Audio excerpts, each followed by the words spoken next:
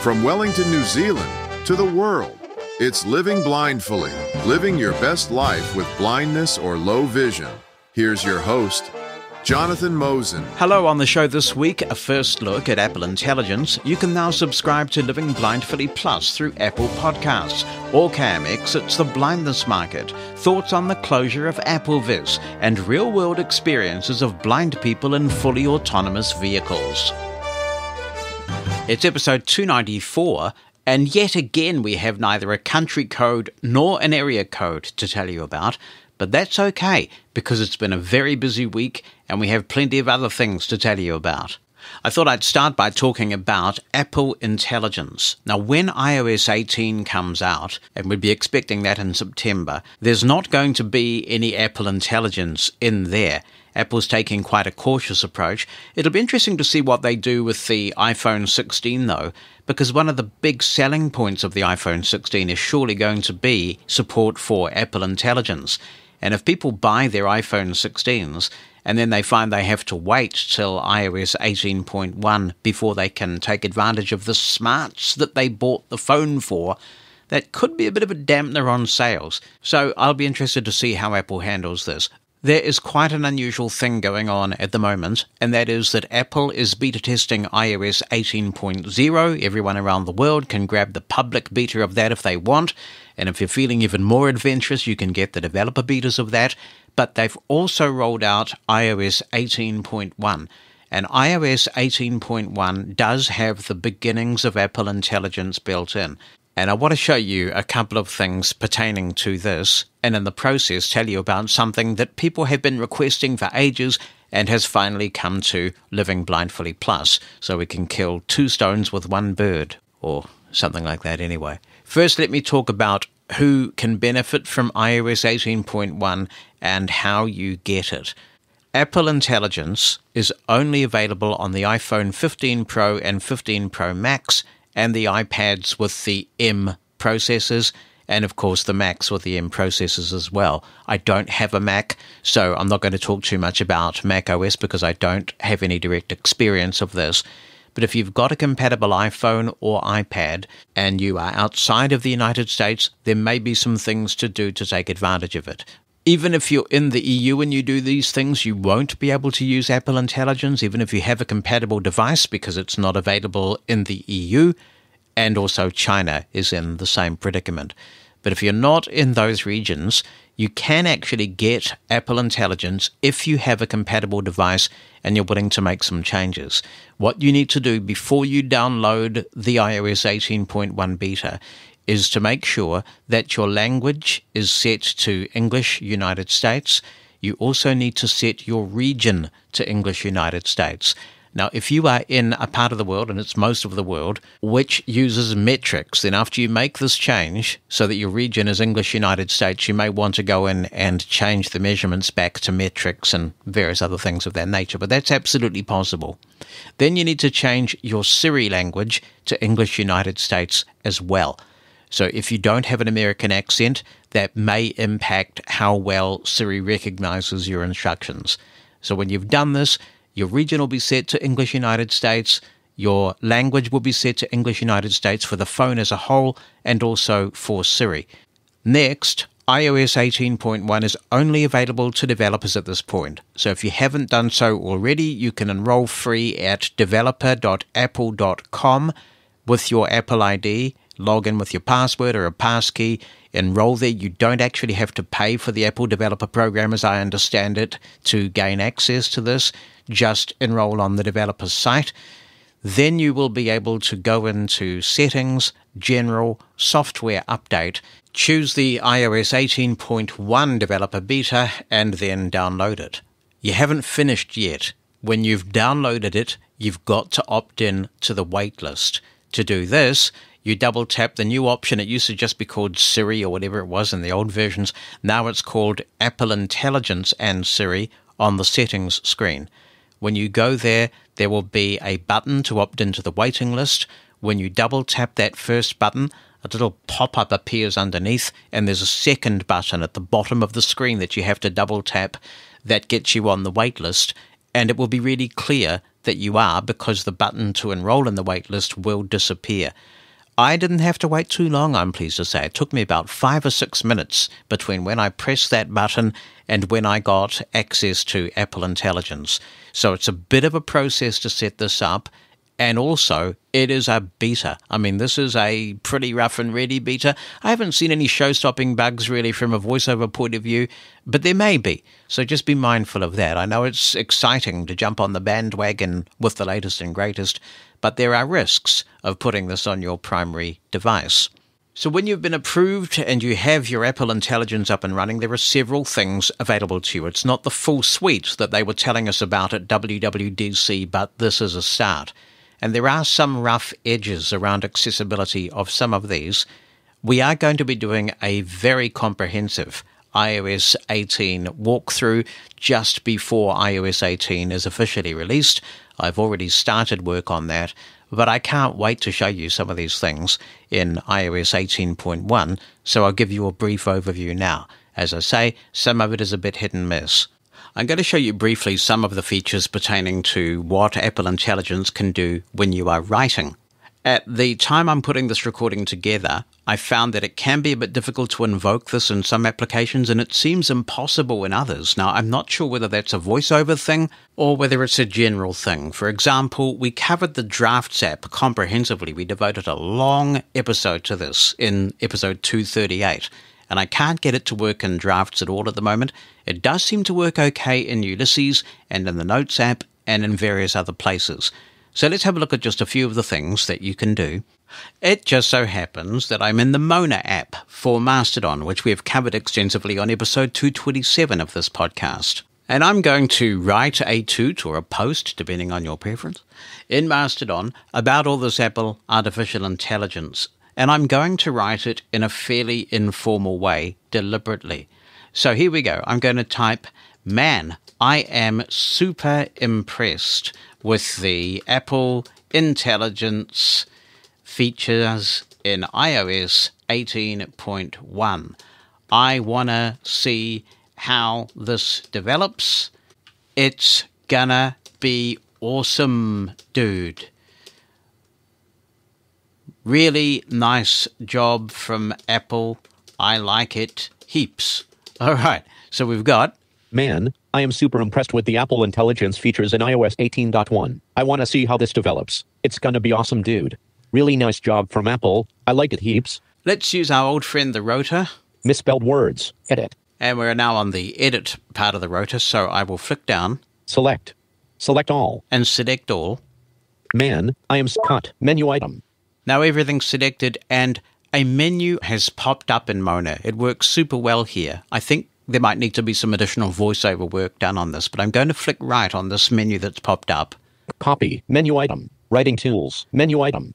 Now we have writing tools, which is part of Apple Intelligence. So I'm going to double tap. Writing tools.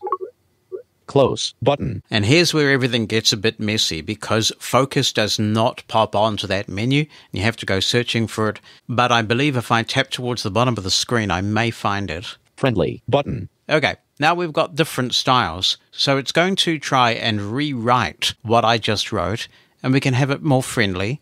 Rewrite button. Friendly, professional, concise, summary, key points, button. I want to change it to professional because I deliberately wrote that very informally, and some people do write informally, and they want to be able to spruce up their writing for more formal occasions. So how well does this do? Summary, concise, button, professional, button. I'll double tap professional. Copy, dimmed, button. And it has rewritten it already and come up with a little menu. Done, button, copy, replace, button. I'm going to double tap replace. You can preview it, I think. Share, button. I am thoroughly impressed by the advanced there we go. So here is what it's going to offer instead. I am thoroughly impressed by the advancements in Apple's intelligence features introduced in iOS 18.1. I eagerly anticipate the evolution of these features and believe they will undoubtedly enhance the user experience. The meticulous attention to detail and innovative approach displayed by Apple are commendable. I thoroughly appreciate the exceptional work they have done. Yeah, well, that's what I said in the first place, right? So that is a very different writing style, And once we get some of the accessibility kinks ironed out, you can see that this is very useful. There are other writing tools as well, including proofing, various other things that you can do to spruce up your writing. And all of this is happening on device, so it's pretty prompt.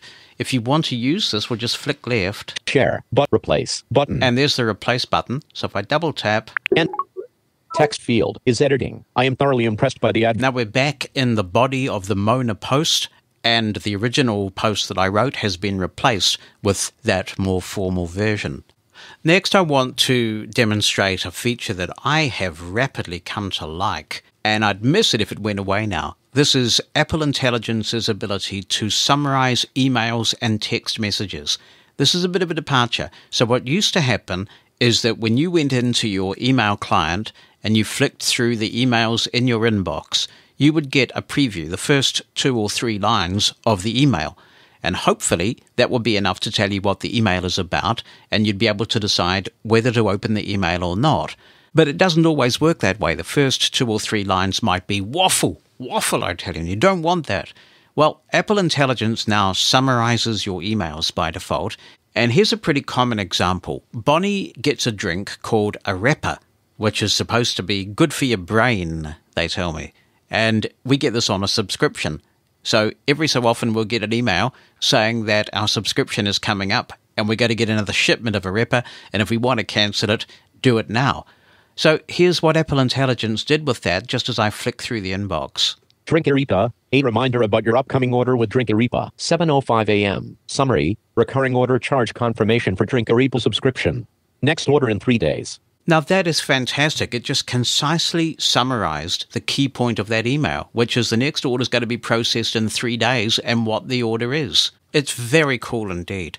Next, I want to show you a very nice enhancement to reader mode. Many people will be familiar with this already. It takes away a lot of the clutter. It's a great accessibility feature because sometimes when you go to, say, a newspaper site that has a lot of ads and extraneous things, it can be very cluttered with VoiceOver. You go into reader mode and all the clutter magically disappears on a lot of occasions. Well, there's something else that's been added to reader mode, and that is a summary of the page. To demonstrate this, I have up in Safari on my iPhone the blog post written by David Goodwin, the founder of AppleVis. We'll be talking a bit more about this later in the show, announcing its closure. What I'm going to do is go to the top of the screen because I have my address bar at the top of the screen. Page menu, button. And I'll flick down. Show reader view. There's the reader view. I'll double tap and flick right. Address, refresh, button. The end of an era, a message from the founder as we announce the closure of AppleVis. Heading level 1. Summary, button. There's the summary button, so I'll double tap it. Summary. And it all happens on device, so it's pretty quick. If I flick right now. AppleVis, a community-driven website for blind and low-vision Apple users, will close due to the founder's departure and the team's inability to continue without him. The founder expresses gratitude to the community and team for their contributions over the past 14 years. And that is a very concise summary of what the blog post says. So a nice addition to reader mode thanks to Apple Intelligence. Finally, I want to do 2 things. I want to show you the fantastic new Siri voices, at least for American English, in iOS 18.1. And at the same time, tell you about a feature that many people have requested that I'm now pleased to be able to deliver. And that is a version of Living Blindfully Plus specifically and uniquely for Apple Podcasts. It doesn't change what we're already doing. This is an additional feature. And to talk about this, I thought I would read the blog post that I wrote on this subject in case you haven't seen it. But what we'll do is go through some of the Siri voices so you can hear some of them in action. And you'll hear how very good they are. We'll start with voice 1, and we'll let you hear little bits of this as we go through. To give you this demo, I'm double tapping the page menu. Then there is a button for reading the document out loud, and this is what we get. We'll start with voice 1. One of our most requested features is here. Subscribe to Living Blindfully Plus directly in Apple Podcasts. Hello, everyone. At the moment, I am loving working on Living Blindfully as my full-time job. This is why you are seeing some significant new features rolling out. Your Living Blindfully Plus memberships and the support of our sponsors is making this possible, and I am truly grateful for everyone's support. Since we rebranded to Living Blindfully in April 2023, the enhancement I have been asked for the most is the ability to subscribe to Living Blindfully Plus directly in Apple Podcasts. As of today, you can do this as well as, rather than instead of, the method we have always used. I hope you'll read this post carefully, as I'd like to explain the pros and cons of activating a Living Blindfully Plus membership via Apple Podcasts versus using Pinecast, which remains our preferred method. We think for most users, Pinecast remains the best option because you can listen to your premium content on any app or device you like. If it plays podcasts, Living Blindfully Plus via Pinecast will work with it. You can even have your subscription on multiple devices, such as your desktop, laptop, Victor Reader Stream, and your favorite iOS app, including Apple Podcasts. No need to stick to one device whenever you want to hear Living Blindfully. Using Pinecast, you can choose what you pay for your membership.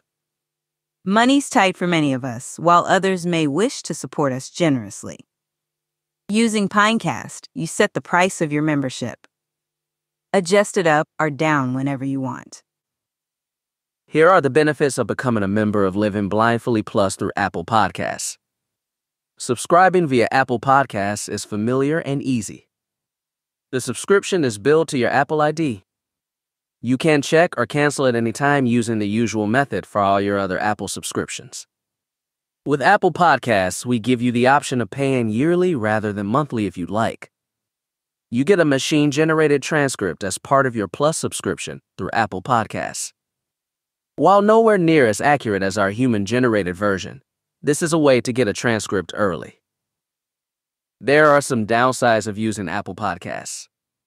You can only take advantage of your membership on the devices logged into your Apple ID and with Apple's own apps.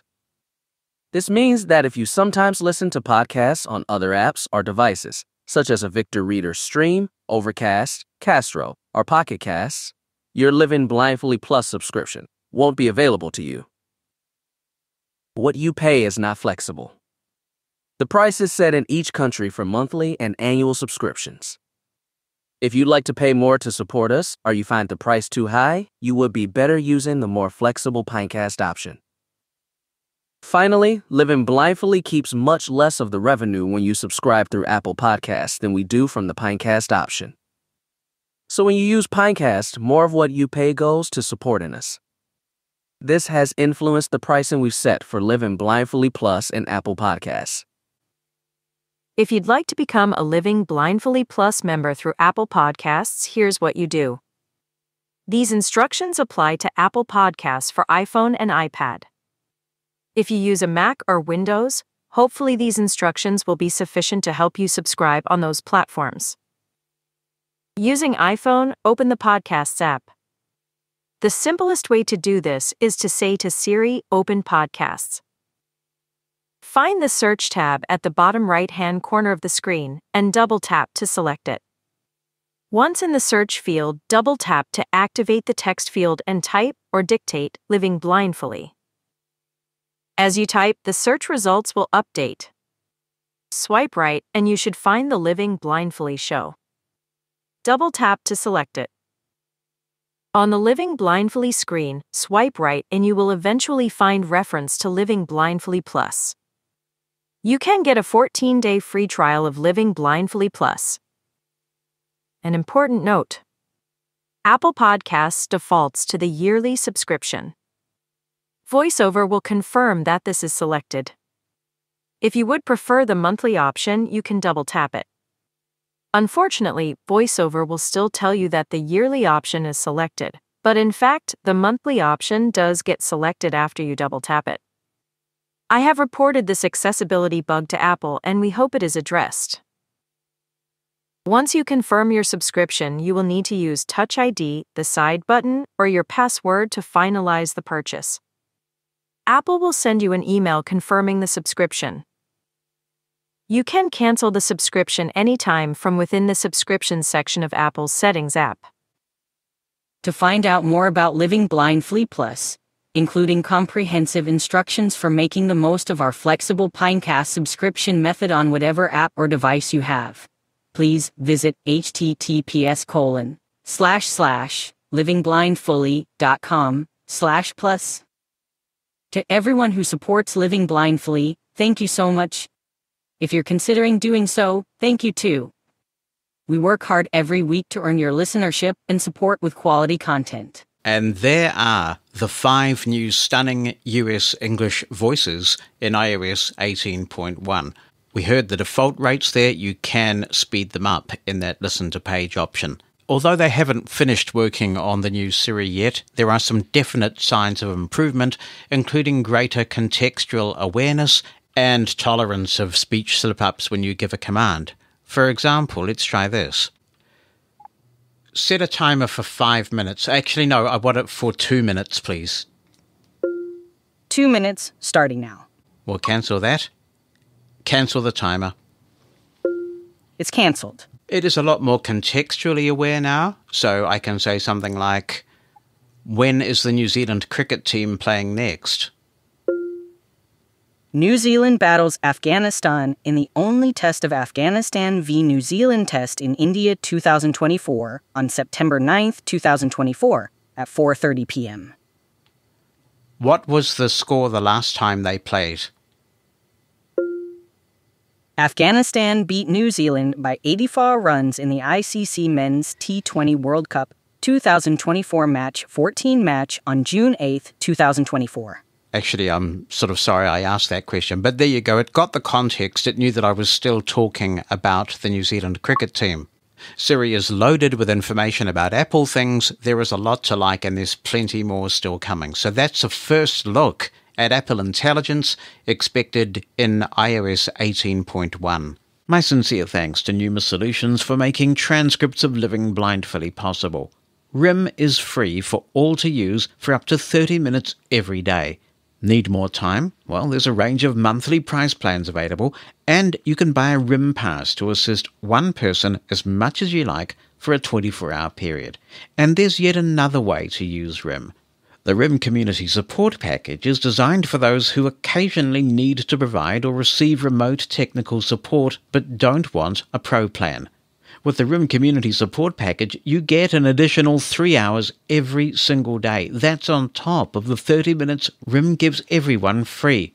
Check out the RIM Community Support Package. Use it on your own PC or Mac, or with anyone else's PC or Mac. GetRim.app. That's GETRIM.app.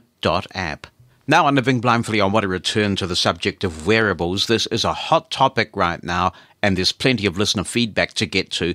But before we get to that, British Prime Minister from the 1960s and 70s, Harold Wilson, yes, he is the Mr. Wilson referred to in the Beatles song Taxman, famously said that a week is a long time in politics. Well, a week can be an eternity in technology. Just last week on Living Blindfully, in episode 293, we played a chat with Vicky Cardona, recorded at the National Federation of the Blind's convention in Orlando, Florida, discussing the blindness wearables market. Well, if you want an example of the disruptive nature of AI and how many businesses are simply going to be turned on their heads or AI'd out of existence, look no further than OrCam, one of the players that we talked about just a week ago. According to the Israeli business daily Globes, OrCam, which is an Israeli company, has decided to halt development of visual aid devices for the blind and low vision market in favor of digital listening devices for the hard of hearing. OrCam has made the decision due to advancements in AI, which make the need for further development of visual aid products unnecessary. Dozens of employees will be laid off as a result.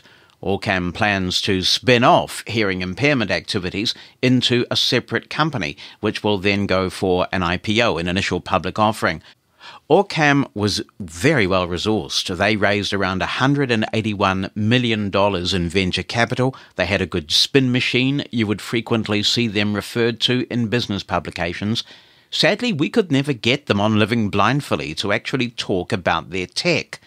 After producing a comprehensive demo of the Envision smart glasses, and Envision are always very approachable, I reached out to OrCam to offer them equal time. If they lent me a demo product for a few weeks, I'd have happily devoted an episode to it, but they never responded. OrCam is a compelling example of the disruptive nature of AI, because with these large language models which have come along since November 2022 when the first ChatGPT was unveiled, others were able to produce technology that did more at a better price point and, frankly, eat OrCam's lunch. You can expect a lot more of this sort of disruption in future, but it illustrates how important the blindness wearables market is. I still think the killer product in this space is yet to come. And I'll be watching with interest to see how OrCam get on in the hearing market, because there are some very big, well-resourced, entrenched players like Phonak, Oticon, Widex, and more. And of course on Living Blindfully we've heard That, which is doing some great stuff in this space. Is there room for innovation? Absolutely there is, so I'll watch with interest to see what happens. Let's go to listener feedback about wearables, particularly the Meta Smart Glasses, which are undoubtedly the flavour of the month right now. Hello, Jonathan. It's Derry Lawler here from Dublin, Ireland. I hope you're keeping well, and hello to all the Living Blindfully listeners out there too. So recently I took the jump and bought myself a set of Meta glasses in Dublin, and I set it up with my phone, and I'm very pleased with them, I must say. Listen to music and set them up with WhatsApp and making calls and receiving calls. That's pretty cool. So I then used a VPN to check out the other features, the AI feature, which weren't available in this country. So I have them now. Logging into the US area. So I thought originally you needed to download the app from the US, but you don't.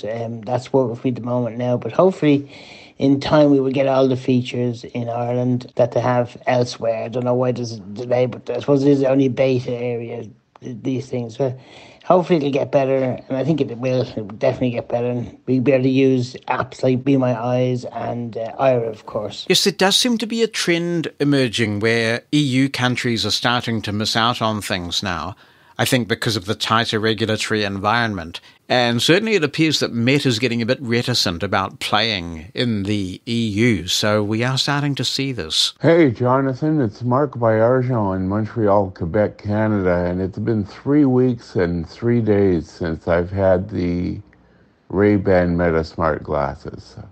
I gotta tell you, these are an absolute game changer for me. I'm totally blind. I use a white cane. I have 40% hearing loss in one ear, 75% hearing loss in the other ear. And the reason I mention the hearing issue is because it can be an issue with the glasses in noisy situations where you can't hear the glasses and your voiceover, even with the hearing aids in, because you've got the background noise. Even at your default level in your hearing aids, if you turn your hearing aids up, of course, the background noise increases and the volume on the glasses does not. That's the only downside of the glasses that I'm seeing. You can cup your hand over your ears, and that will help to increase the volume. Somebody has suggested wearing a hoodie, but in the middle of July, you'd get some weird looks, I would imagine, and it wouldn't be all that comfortable. A toque might work, which is like a Canadian fur hat that we wear in the winter to cover our ears and whatnot. It also helps maybe to cut out the wind noise. But let me talk about the glasses and my experience. I went with my O&M instructor because we've been experimenting with Pilot here, and there are issues in Quebec with that, which is a topic for another WhatsApp message, I suppose. But afterwards, we tried the glasses at an intersection that we were working at, and it told me the type of intersection that it was, and that it was a light. And not being a thing that works in real time, I didn't take that any further, but I thought, well, this is cool. It's able to tell me that I'm at a light. I wouldn't ask it if the light is red or green, because by the time I got the information processed, the status of the light probably could have changed, and I wouldn't use the glasses in that context. From there, we went to the local grocery store, which just happens to be right next door to my apartment building here in Montreal. I went in and she took me to the chip aisle. I said, just drop me somewhere. It doesn't really matter where. And she said, okay, do your thing. Show me what this thing can do.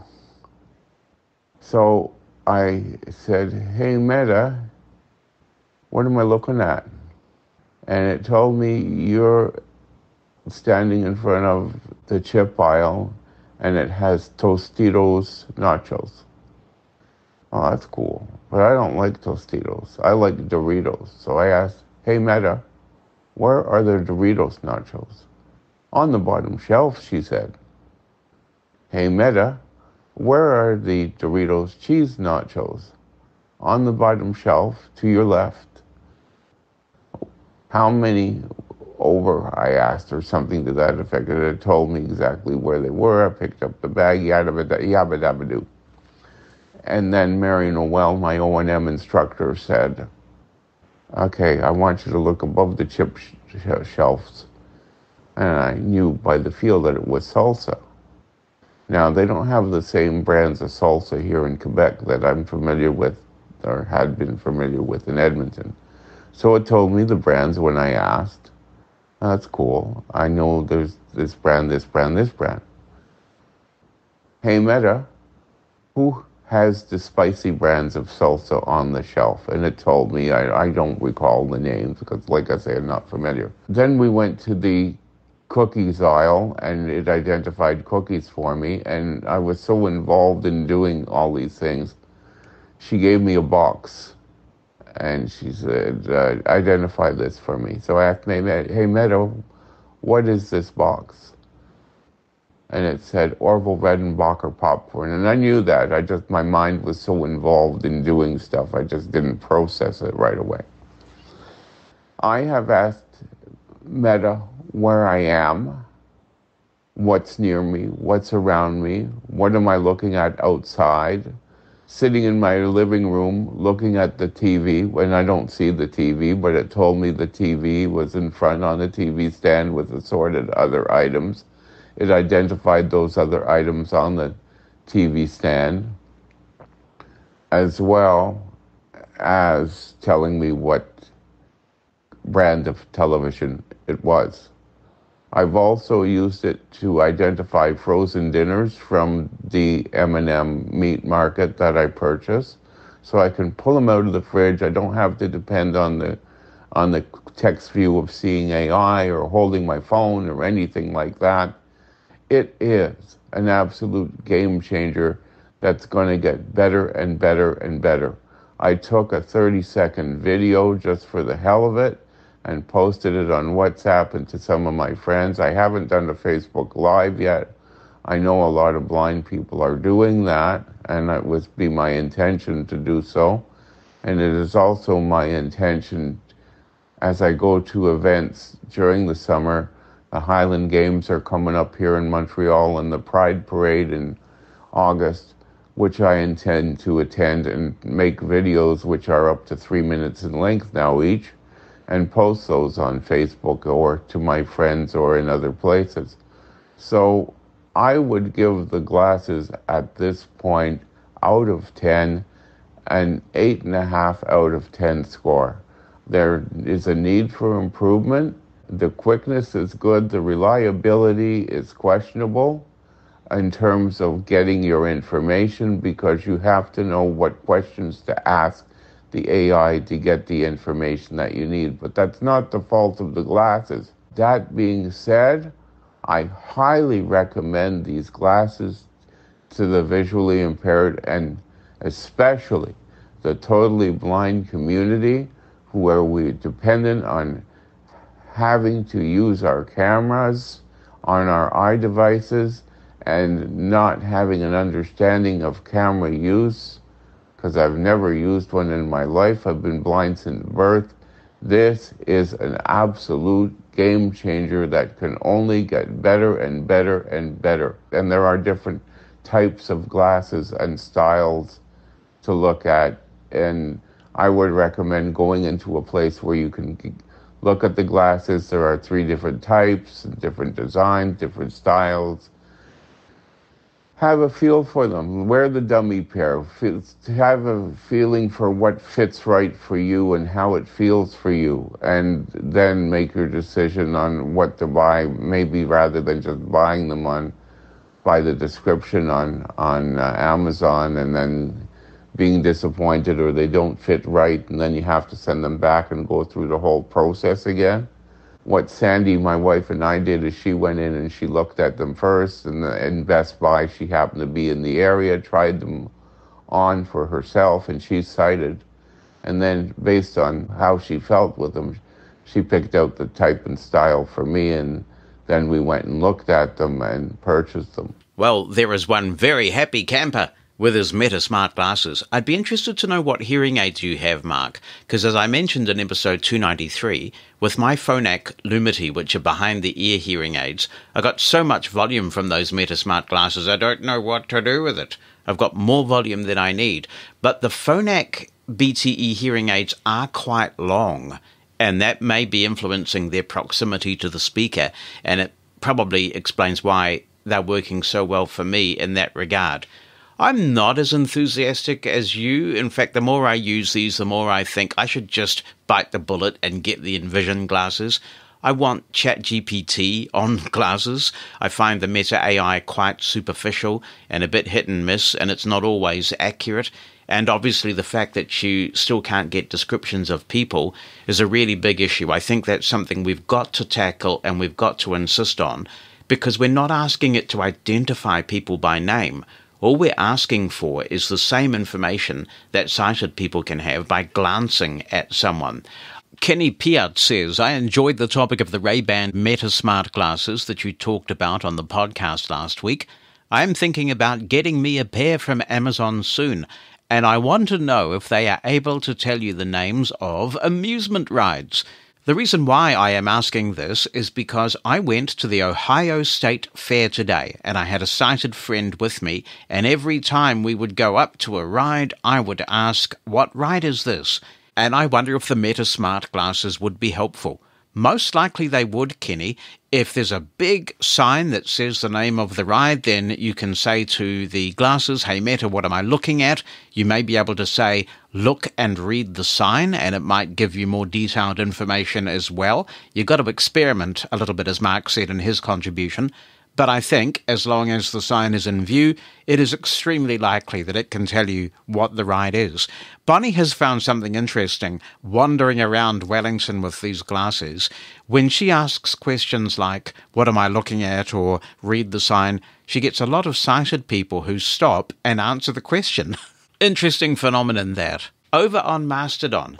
Yes, a toot on Mastodon. David Goldfield says, in the past, you've expressed some valid concerns about Meta and why you personally don't like using Facebook. You seem enthusiastic about their smart glasses, and I'm curious as to whether you feel conflicted about this, or has Meta made significant changes that you're feeling comfortable using and recommending their smart glasses. David says, I'd love to purchase them, but I have such negative feelings regarding Meta. Look, I know exactly what you mean, David. After the Cambridge Analytica scandal, that was the last straw for me, and I shut down my Facebook account. I talked about that on The Blind Side at the time, and boy, did I feel good about that. I felt great without Facebook in my life. And then I joined Aira. They wanted me to do some social media for them. They said, would you please get on Facebook? And I thought, well, anything for a good cause or something. So I got on Facebook. I haven't deleted the account since leaving Aira, but I don't use Facebook very often, and I avoid it as much as possible. Just this week, news is coming through of a settlement between Meta and the state of Texas. This is just one US state, but they've got $1.4 billion out of Meta for illegal use of biometric data, specifically facial recognition data. Now, that unit has closed down, so we are talking past history. That payment, that suit was absolutely justified. What makes me sad, though, is that it will make Meta nervous about simply describing someone that is completely different from what Meta was sued for here, but you can understand it's going to make them a bit jittery.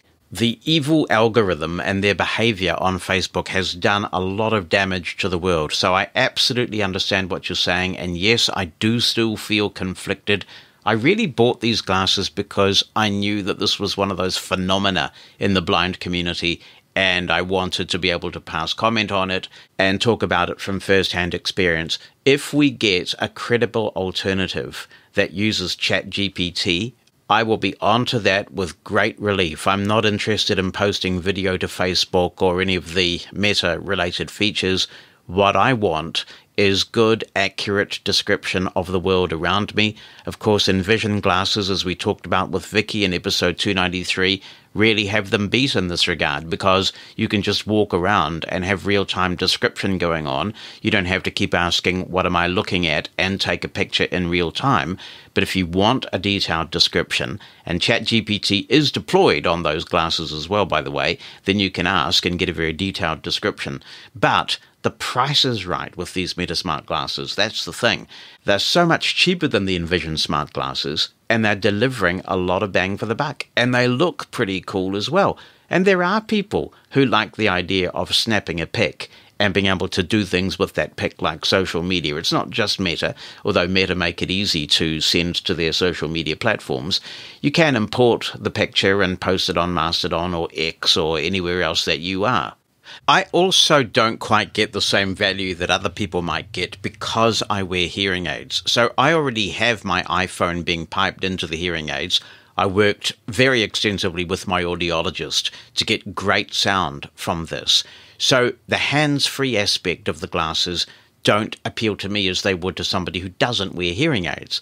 And I certainly see how attractive it is to have very good quality stereo sound on your head that isn't covering your ears for meetings or GPS apps or whatever. I have that anyway, but most people don't, so I can certainly see that that's a really compelling value proposition there. We hear that Apple is working on smart glasses, and I'm looking forward to that because Apple is not perfect, but I do trust them when it comes to privacy more than any other company. I believe that privacy is in Apple's DNA, and they have a strong record in that regard. So if there are good smart glasses with great accessibility features, and we know Apple has a well-earned, justified reputation for putting accessibility into everything it does these days, then I think that would be very exciting. And again, it will be a mainstream product, so the price will be a lot lower than the current Envision glasses.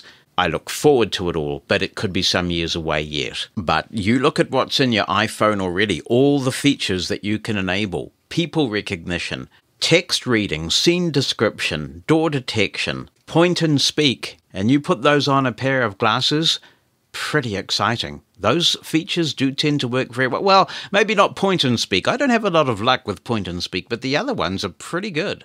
Back on Mastodon, the toot from David Goldfield, yes, elicited a reply from Chris Cook, and he said, I dumped my Facebook account 6 years ago. I was disgusted when I heard that they were saving up money to pay legal fees of which they might owe an exorbitant amount. Then some people were on WhatsApp, and I wanted to join a particular group of folks, so I kept that app. Then I did feel slightly conflicted about the Meta glasses, but I really wanted to experience them for what they do offer. For the price, the sound is great, and I've been having fun taking videos. I figured a mainstream company might be able to put more money into development that would improve what they offer, including the AI capabilities. I guess this is supporting them, but I'm choosing how much I want to get involved. And others have chimed in and said, this is exactly the dilemma that we feel. So the dilemma is real, but it is a pretty compelling thing to have a play with. If you've got any experiences you'd like to share on the Meta smart glasses, of course be in touch. livingblindfully.com/opinion. Living Blindfully is brought to you in part by listenlater.net. Are you tired of missing out on your favorite articles because you're too busy?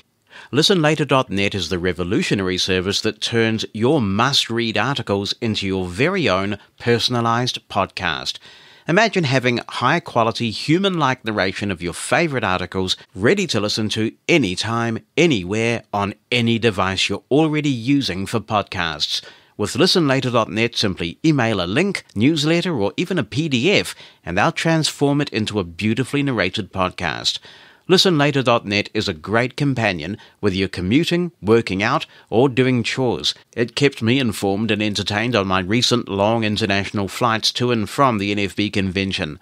ListenLater.net is perfect for everyone, especially for the blind community using devices like the Victor Reader Stream. No subscriptions, no hassle. Just pay for what you use. Get started with free credits today and experience the convenience of having your own personal podcast feed. And after your first credit top-up, use the contact form and mention Living Blindfully for an extra 20% beyond what you paid for. Visit listenlater.net now and transform the way you consume content. Listenlater.net. Your articles, your way. Hello, Jonathan and everybody else on Living Blindfully. This is John Dowling. Back in 2011, I got my first iPhone. It was the iPhone 4S, and I got it for my birthday. And as an 11-year-old, I was really excited to see what would happen, because I've always kind of been into technology. I first found out about the iPhone through a mutual friend of mine. We went to this blind camp in New Jersey, and he showed me his phone, and because I was curious, how a blind person could use a touchscreen.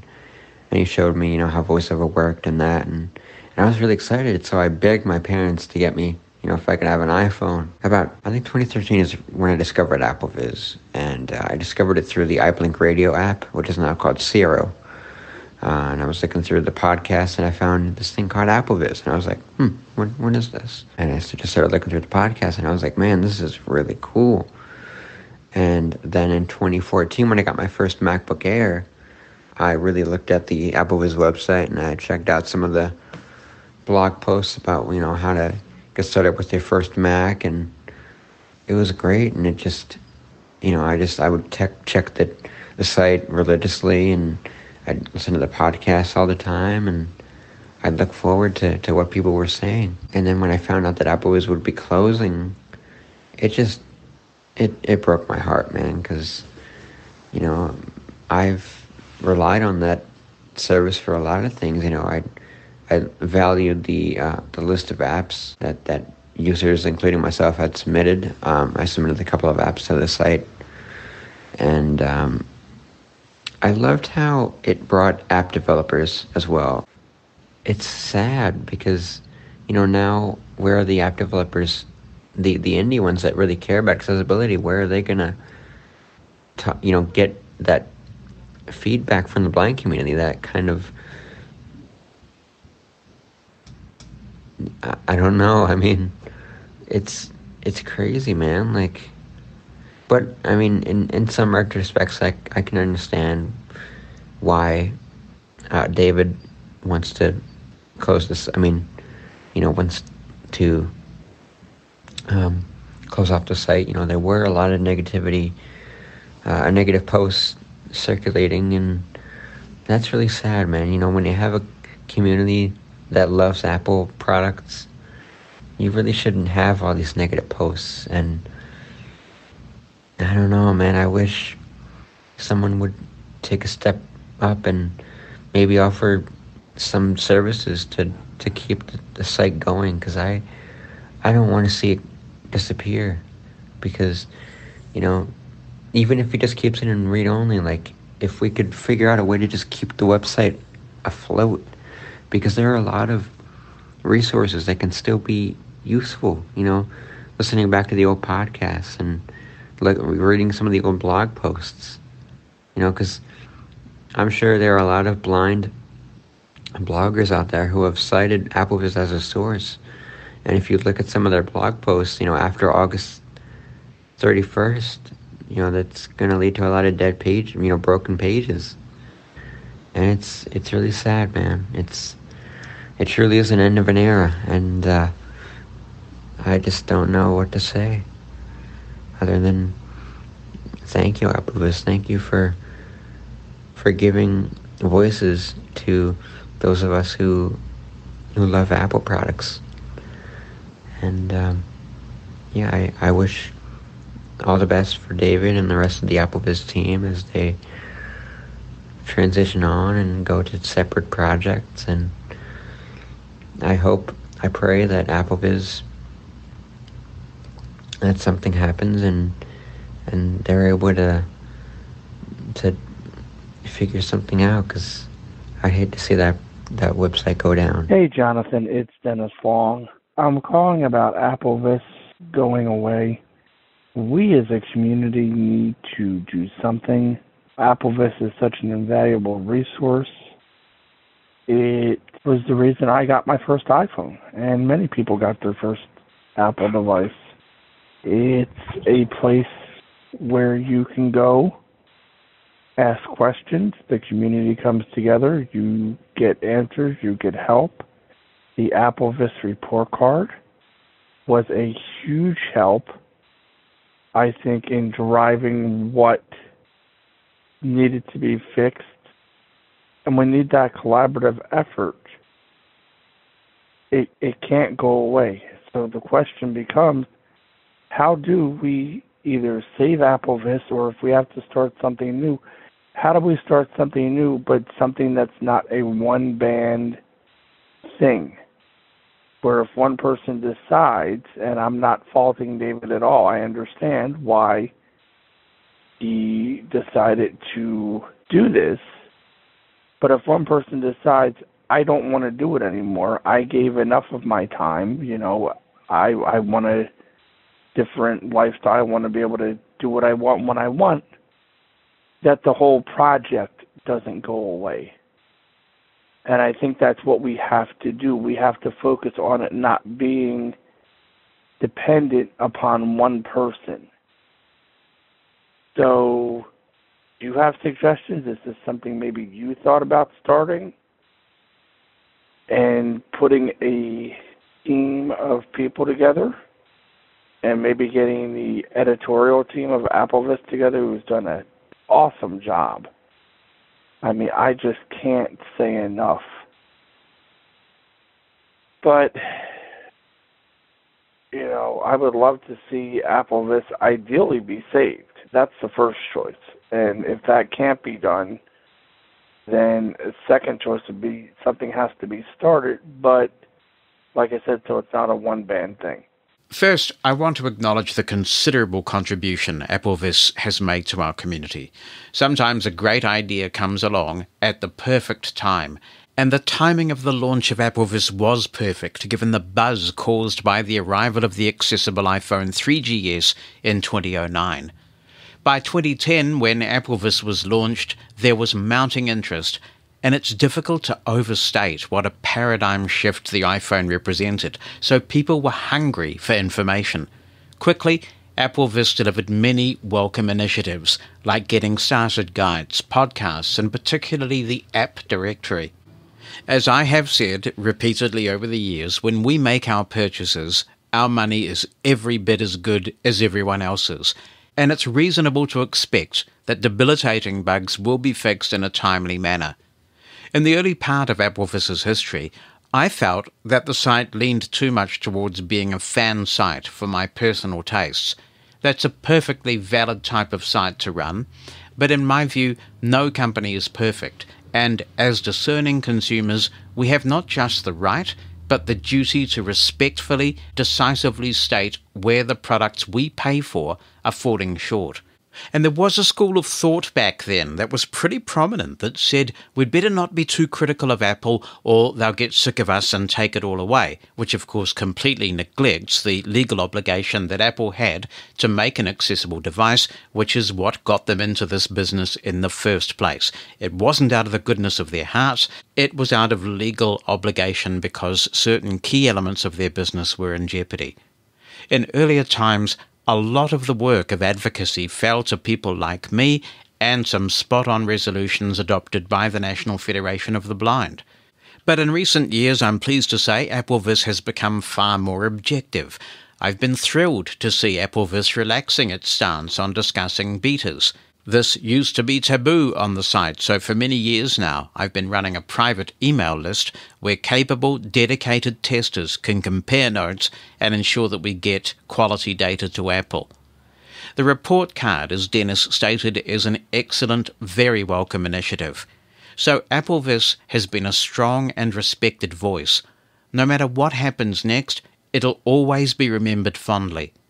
I've now been around a long time, and I've seen many services, some specifically for the blind community, some not, come and go. Some are still dearly loved and missed. Here are just a few I can think of. I'll start with an Apple-related one since we're talking about Apple things. The Raised Dot Computing newsletter. Now, when I'd get that in the physical mail back in the 80s, everything would go on hold, and I'd devour every word of it to hear about the latest Apple hardware, games, Braille edit developments, and more. The extraordinary thing about the RDC newsletter was that even though they were a commercial company, they would even allow competitors to promote their software running on the Apple platform, and we're talking about the Apple IIe and similar in those days. I miss Newsbits. Newsbits was a cassette-based magazine produced in the late 80s and I think early 90s by Doug Wakefield. The production values of Newsbits were impeccable and inspiring. Later, when I started Main Menu, I figured that if I could have production values even half as good as Newsbits, I'd be doing okay. I still feel that way about Living Blindfully. I miss Technical Innovations Bulletin, produced by IRTI. That was nowhere near as slick as Newsbits, but in a way that was part of its charm. I still remember being sternly told at the beginning of each bulletin that the toll-free number was for orders only. I didn't have access to it, but many of our older American listeners will reminisce fondly about Ed Potter's Playback magazine and the community that was built around that. I miss Tactic magazine, a fantastic publication about computing produced by the legendary Deborah Kendrick. Dean Martineau's Sound Computing magazine was around when many of us were transitioning to Windows and the big switch to the internet was on. I actually heard an article I submitted to Sound Computing just the other day, and it reminded me of all sorts of software I've long since forgotten about. More recently, many people will remember with fondness the podcasts produced by the Seritech Podcast Network. I remember the social media drama when Seritech chose to close that down. For some, it was like the world as we knew it was ending. All these services were much loved, small operations, driven by one key person in most cases, and they provided information about technology to our community. With the exception of the Seritech example, when they closed, we didn't have the global megaphone we now have to lament their demise, and sadly, in some cases, to ungratefully chastise their founders for making the right decision for them that they needed to move on. As George Harrison said, all things must pass. And this is not a uniquely blindness thing. There's a void in your life when that diner around the corner, run by its gregarious proprietor who knows you by name, remembers your usual order and knows just how you like it, closes down the business. Where do you go now? Goods and services we depend on disappear. I remember covering the demise of the Roger app on my Blindside podcast and how sad the community was about its demise. The moment there is a beginning, you are inevitably starting the journey to its end, whenever that is. Even the sun will die one day, and life on this earth will end. Clearly, AppleVis does leave a void, and I know for certain, based on information I've been given, that there are credible people who are willing to take the site over and do a tremendous job with it, offering a fresh perspective, perhaps developing it further in new ways. But in the end, whether that happens or not is entirely the prerogative of David Goodwin. So many people in life have an idea and say, someone should do something about that. Well, David not only had the idea, he chose to be the someone that did something about it. So what does doing something about it actually involve? Well, I don't know specifically about AppleVis, but I can take a good guess based on my own experience running a range of complex communities, starting all the way back in 1988 with my first bulletin board, the out-of-sight BBS. You have a dream, and you choose to take the next bold, tentative step to sit down and turn that dream into something tangible. You painstakingly build it, test it, find out things you never knew before, including barriers that at some point might seem insurmountable, but you finally overcome them, and then it's time to launch it. There's enthusiasm all over the place. As the person who's put in that hard work, you want this to be out there, for people to like it and use it. That was the point of all this work, of all this creation. And if you're lucky, the response from the community will be enthusiastic, as it was with AppleVis. That enthusiasm quickly and inevitably manifests itself in demands. That's not necessarily a bad thing, but people will say, "This is a great start, but it'd be even better if you added this or did this differently." This is particularly the case in the fast-paced world of technology, where the only constant is change. Things inevitably break. Databases might get corrupted. Third-party companies on whom, as the site owner, you rely experience issues. End users don't know or care that the issue is out of your hands. All they care about is that the service they like isn't working as expected. So, regardless of what else might be going on, and even though you're volunteering, you find yourself potentially drawn into these issues, which can happen any time of the day or night. Even if those issues happen on Christmas Day, that doesn't matter. Time to put the turkey in the microwave. There's an issue that cannot wait. People demand support. Some of it may be due to user error or confusion. Not everyone is polite about seeking that support, and occasionally you wonder why you bother. And then we get on to the community part of it. At the risk of sounding like I want everyone to get off my lawn, the quality of public discourse really has deteriorated with social media's widespread adoption. This is not a uniquely blindness thing. Blind people are a microcosm of the wider population. I'm an advocate for the equality of opportunity of blind people, and unfortunately that means that blind people have the right to be just as much of a jerk as everybody else. But when you're moderating that crap, and you're just like a little bit of downtime, but then some major grenade gets thrown into the system by some tragic individual who decides to do a bit of attention-seeking or character assassination, well, there go your aspirations for a quiet evening. It is exhausting, and after a while it can be soul-destroying. And by the way, this is also, more often than not, why you see Mastodon instances going offline, and why being a moderator on a site like Facebook is one of the most stressful jobs in the world. People get sick and tired of seeing the worst of human behavior, and they come to the conclusion that life's too short and they have better things to do with the life that remains. Can the burden be shared? Well, if the infrastructure is right, allowing for people to assume a range of roles or permissions on the system, it's possible. There have to be clear content moderation guidelines, so forums are all being moderated consistently. It's a big job, but it is doable. In terms of legal structure, it may be possible for a not-for-profit entity to be established with an elected board of directors and a constitution providing guidance. Other sites in the blind community have followed this model. Sometimes it works and sometimes it doesn't. Sometimes having something run by committee can stifle innovation. At other times, a falling out between key people can put a project in jeopardy.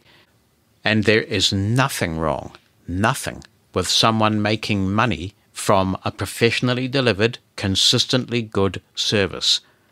I would be all for a future version of AppleVis or a replacement offering sponsorship and membership tiers.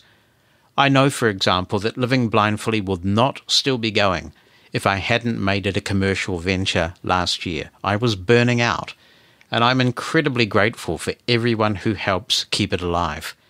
So there's no single surefire way to ensure that anything will go on indefinitely, but these things can lessen the chance of an early demise. But if David decides not to pass on the sight to someone, which is absolutely his right, then I feel sure something else will emerge. When such an obvious gap exists, it will be filled. It won't have the same character as AppleVis if it's something new, but who knows, it may be better in some ways.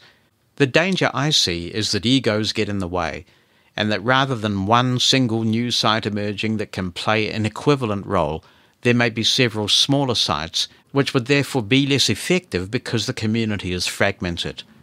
For those who care about this issue, and assuming AppleVis isn't going to survive, it'd be great to see a group of the best and brightest in our community working together to build a new technical and legal structure that will stand us in good stead for some time to come. As someone who is tech-savvy, keeps their finger on the pulse of technology, and has written and recorded a lot of Apple-related content over the years, some of it for AppleVis as it happens, I didn't use the site as much as many of my listeners used it. One area where it did add a lot of value for me, though, was the app directory. And here I extend a challenge to and ask a question of Apple itself. Why, Apple, are you segregating us? Why should we have to go to a separate website run by volunteers to browse an app directory that is maintained by even more volunteers just to try and find out if an app is accessible or not? Apple has dropped the ball big time here, and they should do two things. First, make the refund process much easier and built into the App Store itself. So if you try an app and it's not accessible, there's a very simple user interface for getting your money back. And second, every app that gets published in the App Store is reviewed by Apple already. So why not incorporate accessibility as part of that review? When we open a page for an app in the App Store, why shouldn't we be able to see the degree to which Apple considers this app accessible? Not just for voiceover users, but for people with a range of disabilities. I ask again, Apple, why are you segregating us? And why are you, a multi-trillion-dollar company, having us do what should be your work? But let me circle back to where I began. Right now, we owe a vote of thanks and appreciation and gratitude to David Goodwin. I applaud him for doing the right thing for him and his family. I hope he finds the more peaceful life he seeks. We are not entitled to AppleVis, but David Goodwin is entitled to live the life he wants. Living Blindfully is brought to you in part by TalkBack. They've been working with our community for decades now, and they understand our requirements when it comes to leather cases for the devices that we use. They need to be durable, protective, and most of all, functional. You can be confident that when you buy a leather case or accessory from TalkBack, you're buying quality. Visit turtlebacklv.com today to find out more, and be sure to use the coupon code LB12, that's LB for Living Blindfully, and the number 12 for 12% off your order at checkout.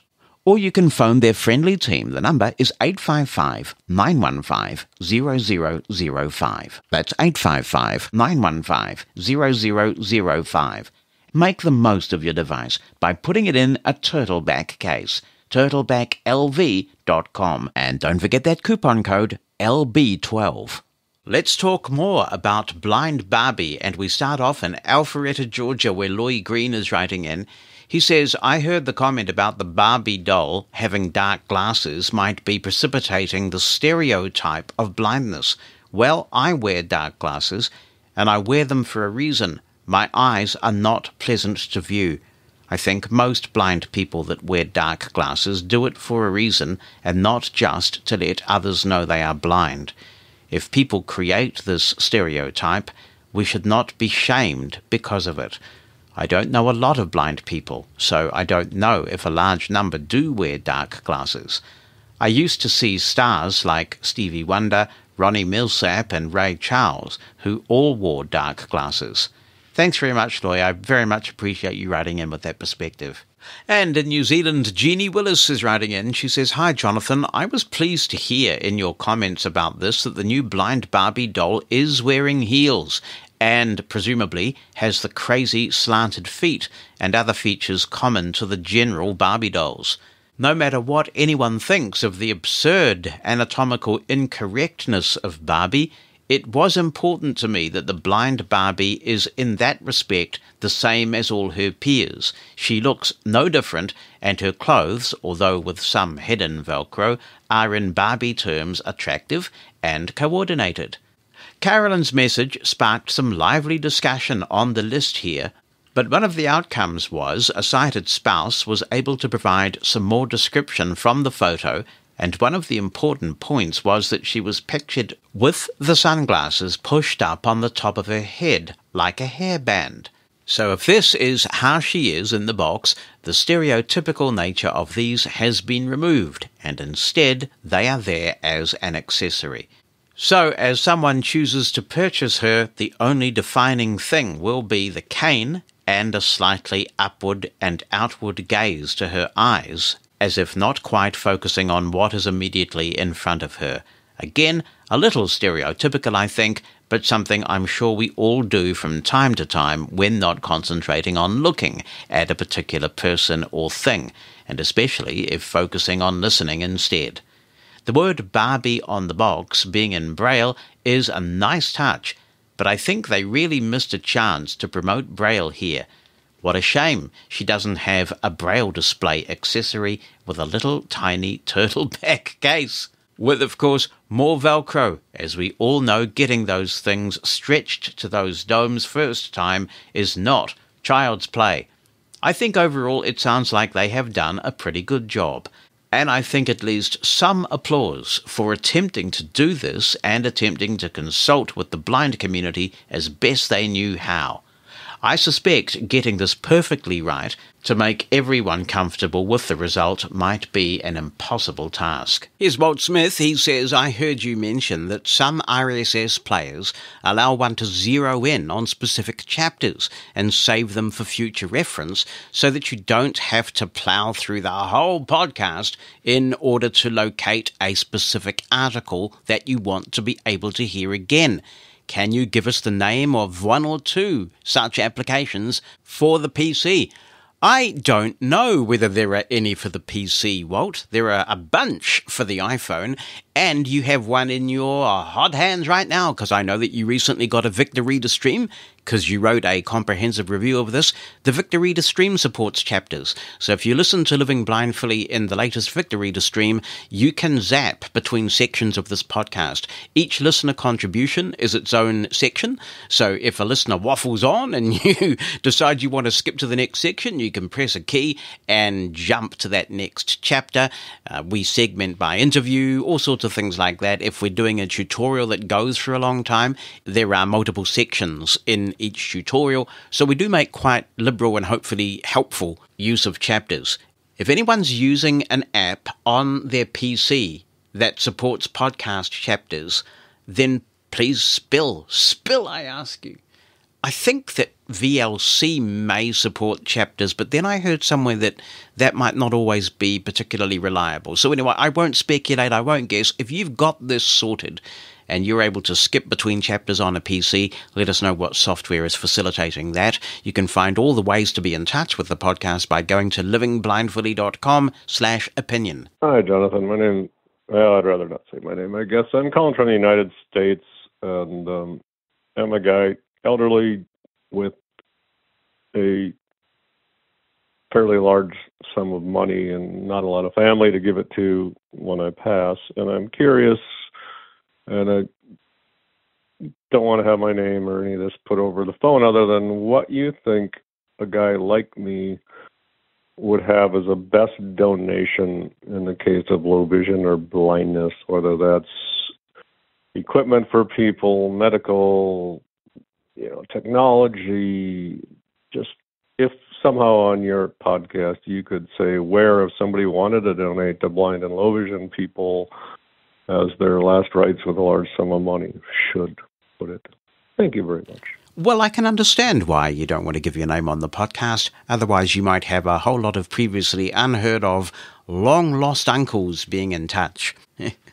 This is obviously a very personal decision, and I think it does come down to values and finding an organization that squares with your own values, an organization whose purposes you want to advance. For example, if it were me, I would personally want to donate to a program that advances the civil rights of blind people, that is blindness controlled, that seeks to provide quality services. So I'd be leaning towards something like the National Federation of the Blind if I were in the United States.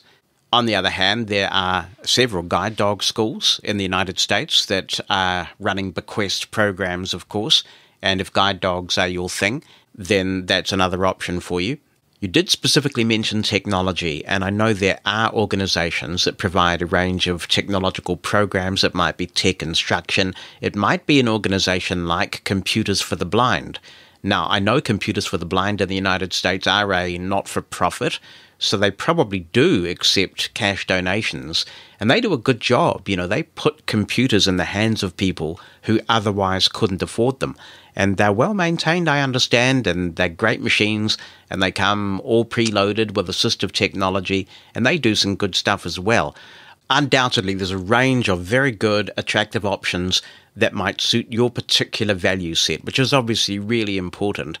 And most of these organizations do have staff members on the team who handle bequests and major donations, and they will sit down with you and they will discuss what they would do with the money should they receive it, and you can get some guarantees.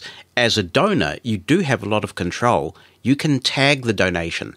So if you give to an organization, you can stipulate that there are specific purposes to which you want this money put. Now, having led an organization that runs fundraising initiatives like this, I can tell you that is frustrating, because what can happen then is that you get a program that's oversubscribed while a very useful, important, worthwhile program is not. And you can't use money that's sloshing around for a very worthwhile program because that money is tagged to specific endeavors. But nevertheless, it's yours and you have the right to do with it what you will. If anyone else wants to chime in on this, it's an interesting discussion. If you had a large sum of money, where would you donate it in the blindness space to have the greatest impact that aligns with your values? Get in touch. You can find out all the ways to do that by going to livingblindfully.com/opinion. There is a summary of contact options there. livingblindfully.com/opinion. Hello, Jonathan, and all Living Blindfully listeners. My name is Michael Chopra, and I have a couple of things I want to mention.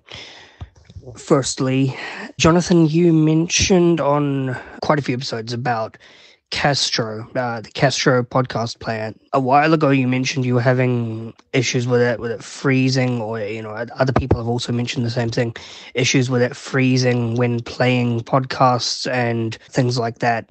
So in 2024.6, that has been fixed. There's notification summary fixes and something else, and playback fixes as well. So that has been fixed. My second topic is on the subject of autonomous vehicles, or self-driving cars, if you want to call them that. Now, don't get me wrong, I do see the point of them. However, I am one of those people that will not go into a self-driving car without someone being there for the first time. I understand that they are designed to keep people safe. However, I wouldn't feel safe if I went in there by myself for the first time. Is why I'd go in there and into one of these with someone who has a working pair of eyes, so that they can take over if something bad happens. Much more on autonomous vehicles in just a moment. Thanks for the contribution, Michael. Just covering Castro briefly. It's good to be back on there. As I've mentioned in a previous episode, it does seem to be working quite well. But there is a very serious accessibility bug. The first one is obviously the one I've been going on about for some time now, which is that it doesn't speak the source of the podcast in the inbox. But since they introduced this system where you can now drill down by categories and create folders and all the things that we liked Castro for not having, because it was just such a simple way of what they call triaging podcasts. They've broken the paradigm. But they're not particularly accessible because what happens is focus goes all over the place. You think you are in the all category and then something happens and it's hard to find your place. It is pretty horrible, but I still persist with it because given the large number of podcasts that I have, even with those bugaboos, it still saves me a lot of time compared to manually deleting podcasts in Overcast, which I'm sure it's temporary, but for the moment has deteriorated in terms of accessibility with its rewrite. Regarding self-driving vehicles, that's okay, I reckon, because you have to do what's right for you. And the thing is, there's no shortage of guinea pigs who will jump at the chance to leap into one of these self-driving vehicles, where I believe a manual driver taking over isn't actually an option anyway. Listen to this, or listen to these, should I say. Hey everyone, this is Jesse from the Netherlands. Just wanted to share a bit of a story after listening to the self-driving cars interview. Great interview, by the way. So when I was visiting the US in March of 2023, I really wanted to drive a self-driving car. It's one of my dreams, honestly, to be able to just travel wherever I want to go, have that freedom. And in San Francisco is the city with, I think, one of the most accessible self-driving car services that you can try as a regular passenger. So I thought, okay, I'm in San Francisco now. We won't have this technology in our country for a long while. So I need to try this. I did. And at first it proved to be a bit of a challenge because you need to be on a wait list. You have to have access. You have to be in the beta of those self-driving car tests. And what I did was I reached out to both Waymo and Cruise. Those were the companies that were doing tests with self-driving cars back in 2023 in San Francisco. And I just told them the story like, hey, I would love to give this a try. I would love to have this experience, but I cannot do that in my home country. Is there anything that's possible? And they were really enthusiastic and they allowed me to try their app for free in my time in San Francisco. And it was a great experience. Just being able to use an app to call up a self-driving vehicle that would just pull up to the street where you were. You could just hop in the back of that car. The interesting thing is you cannot hop in the driver's seat.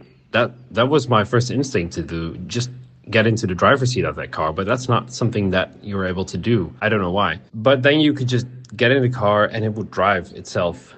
How does it feel? Well, not much different than what it would feel like for a regular Uber ride or taxi ride or whatever. It feels like it's a bit of a nervous driver sometimes.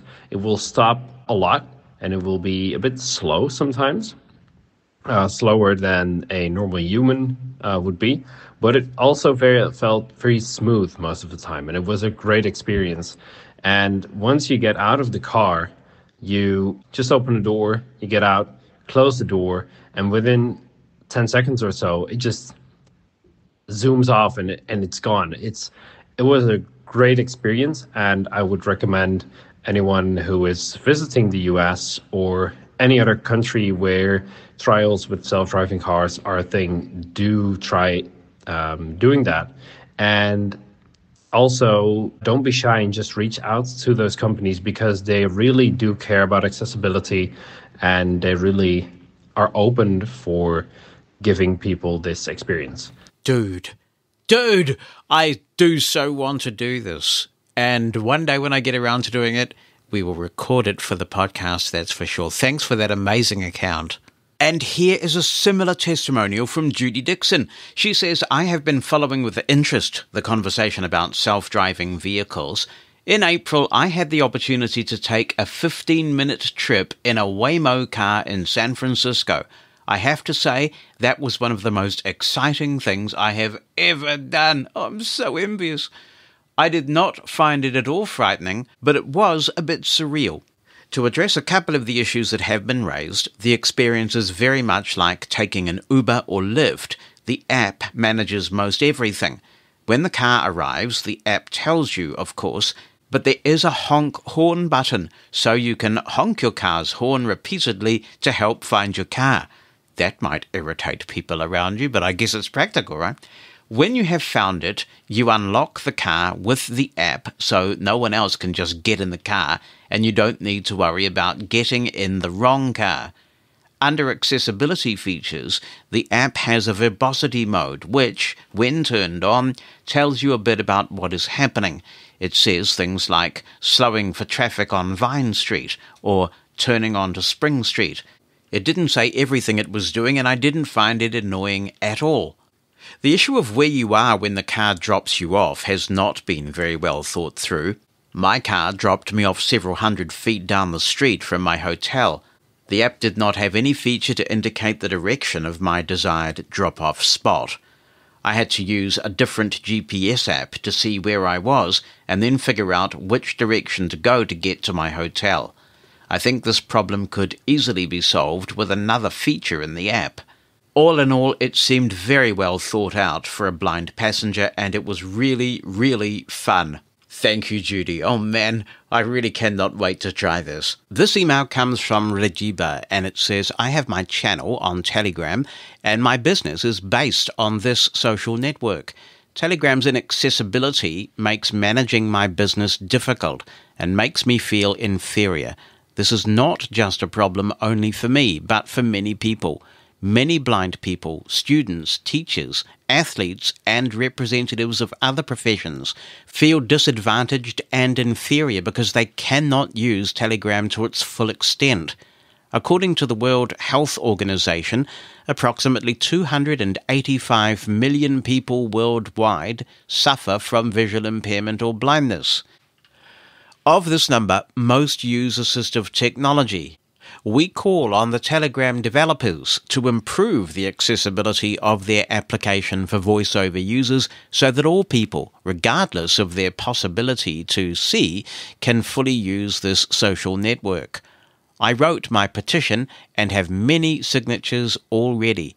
I want Telegram developers to support the possibility of equality of all Internet users, but they don't give any answers and don't do anything to correct Telegram bugs for blind people. I want to receive a piece of advice from you. What can we do to make Telegram more accessible for us?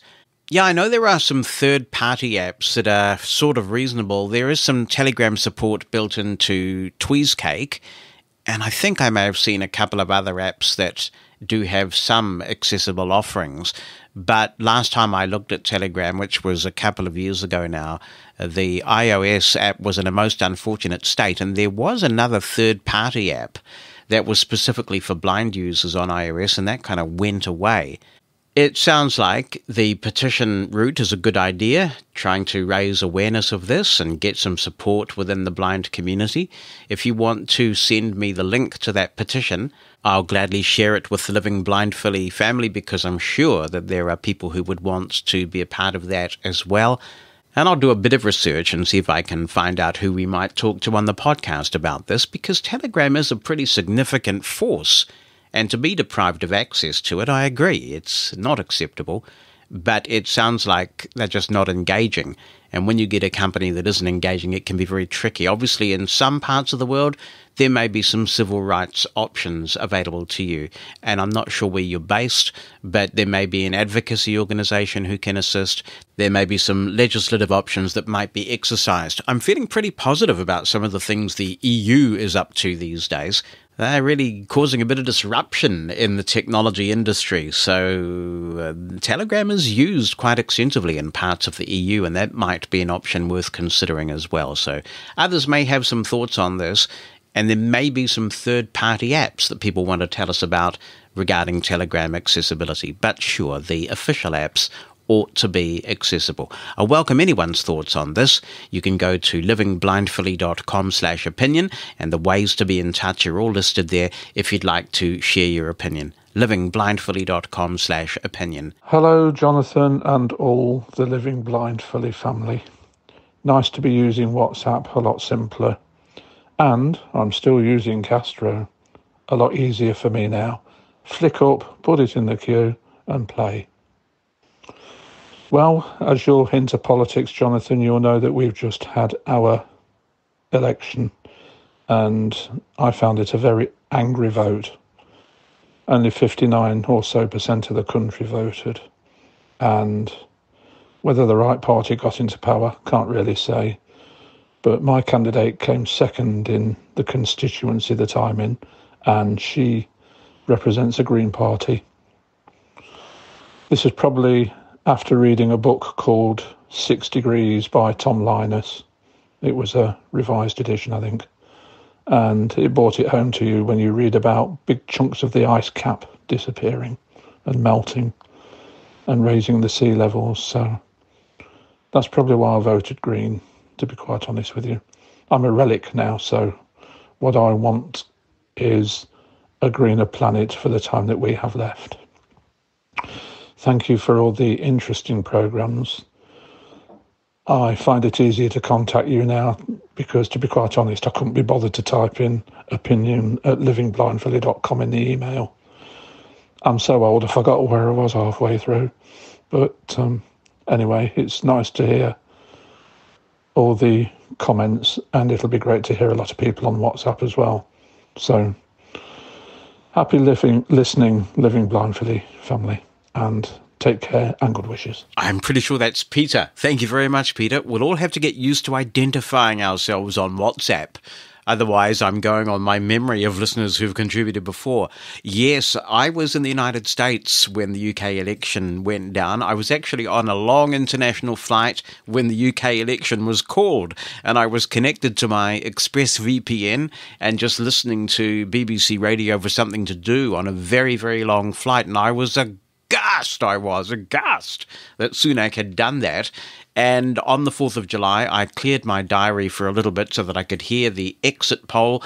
And just after the exit poll was announced with the landslide victory for Labour, there was a massive thunderclap in Florida where I was. It's a somewhat distorted picture, though, of course, and you get these very skewed results as a result of the first past the post electoral system, which is something New Zealand had until 1996, and now we have proportional representation, and minor parties like the Greens do much better under a proportional representation system. But from this distance, it certainly appeared that not too many people felt particularly inspired by that election campaign.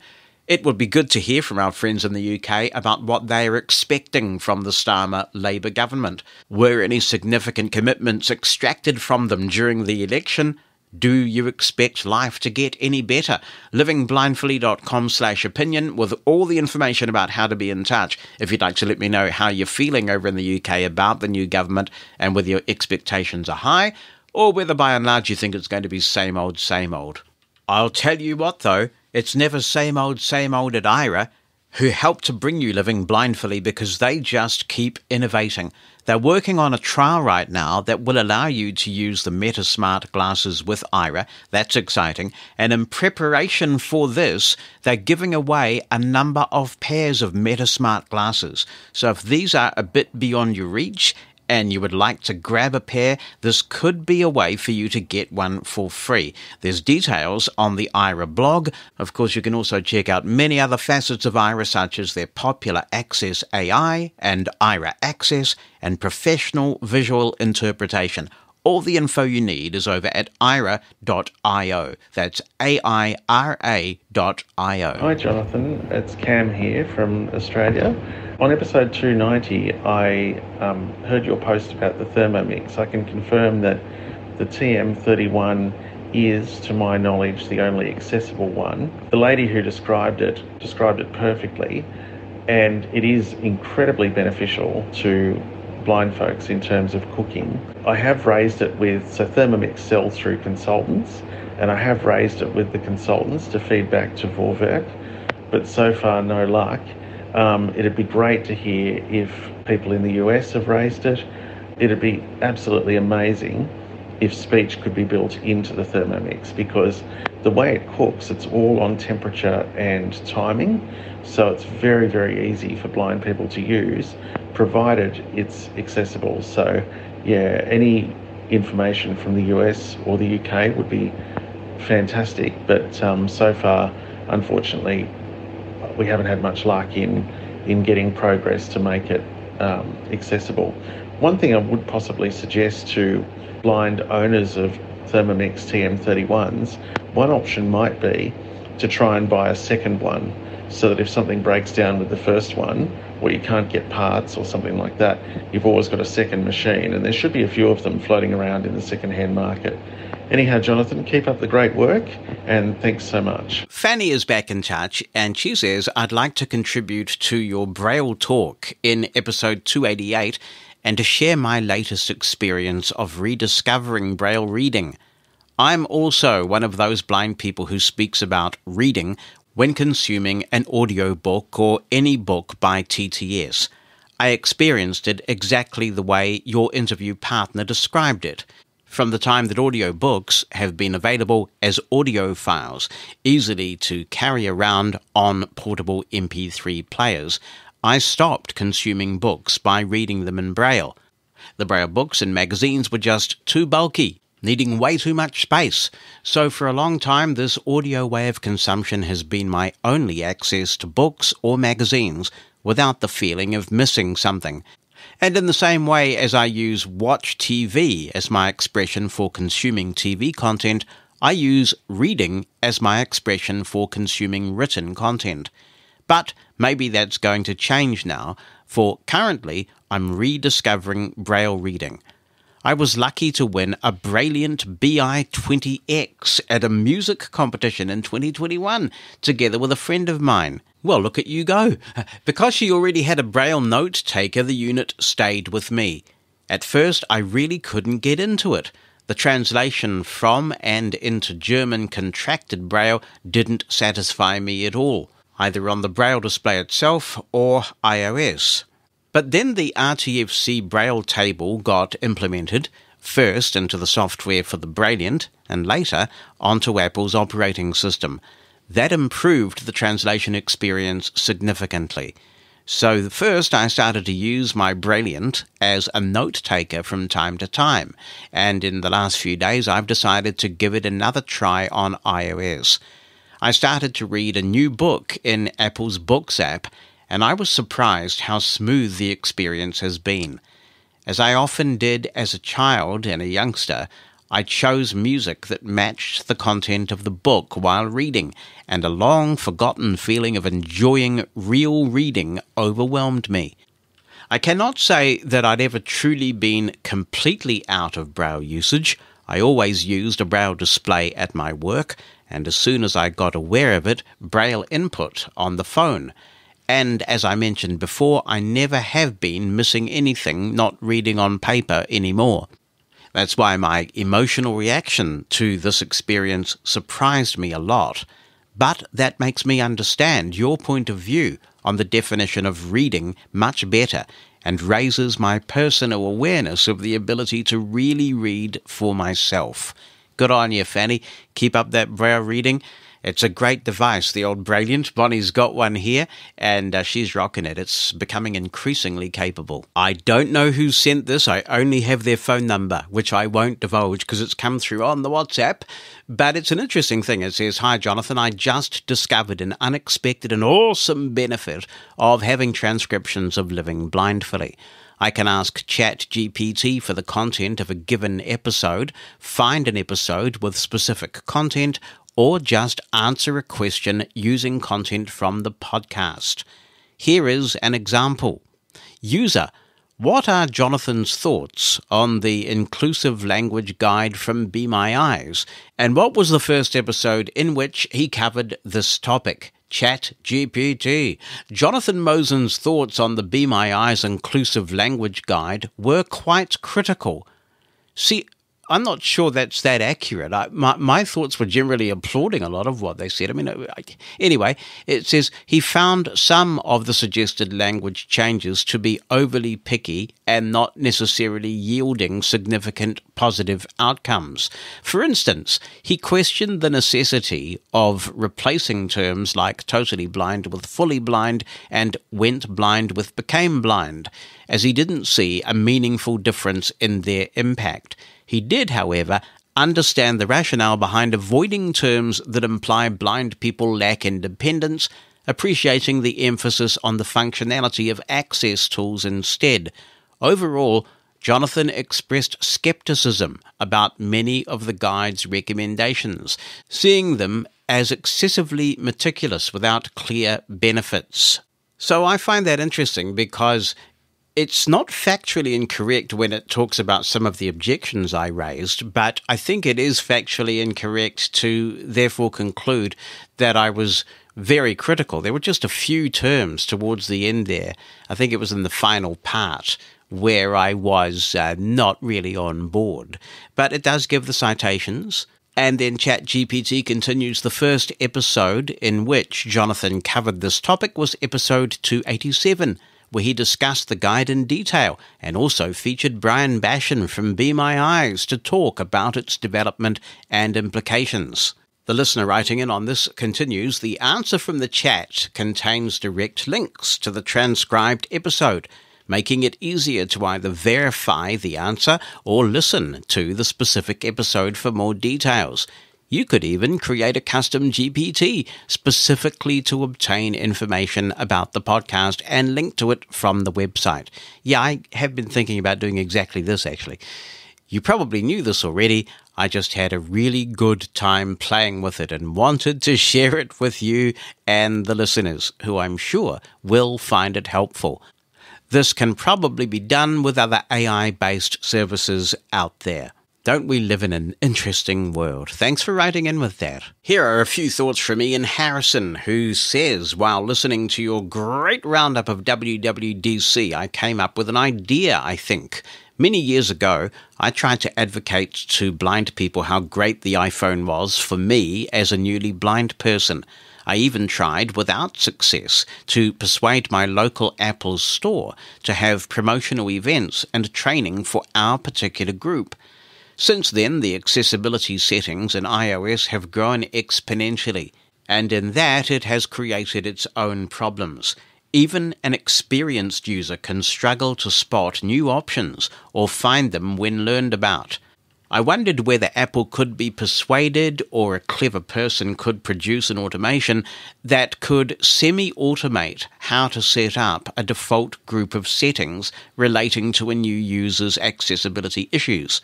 For example, creating a tick list of challenges such as blind, partially sighted, deaf, deaf-blind, motor issues, etc., that could then run in automation that would switch on and off most of the popular options for each access issue.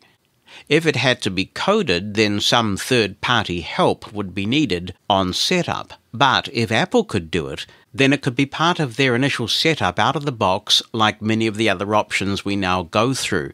What do people think, and has someone already attempted this? It's an interesting question, Ian. When you start a Mac up, if you leave it idle long enough, a little speech message comes on and tells you about how to turn VoiceOver on, which is a very nice touch. You don't get that on the iPhone, so you hopefully know to triple-click the side button to get VoiceOver talking, and off you go.